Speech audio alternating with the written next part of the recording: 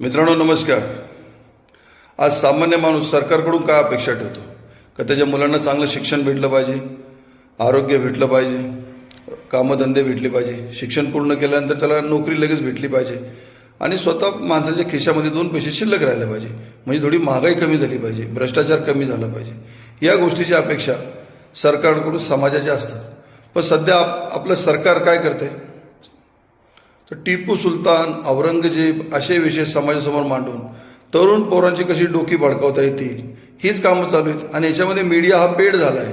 तो फक्त ते माईक उचलतो, दुसऱ्या एखाद्या नेत्याकडे जाणार, टिपू सुलतानविषयी बोला, तिसऱ्याकडे जाणार, टिपू सुलतानविषयी बोला, हा असं बोलला, तो तसं बोलला, हे बोलून आपल्या सगळ्यांची मानसिकता डायव्हर्ट करून टाकतात।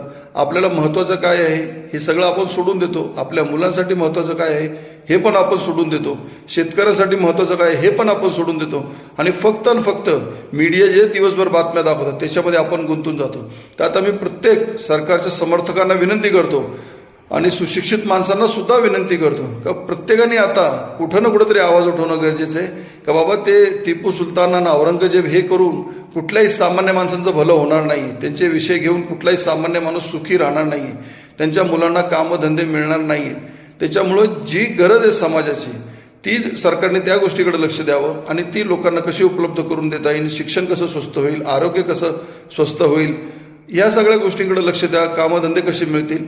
याच्या व्यतिरिक्त टिपू सुलतान आणि औरंगजेबमध्ये आम्हाला गुंतवू नका, त्या गोष्टीकडे दुर्लक्ष करा। आणि माझं सरकारला एक प्रश्न आहे का टिपू सुलतान आणि औरंगजेब हे विषय घेऊन सामान्य माणसाच्या जीवनात काय बदल होणार आहे याचं उत्तर मीडियाने आणि सरकारने द्यावं।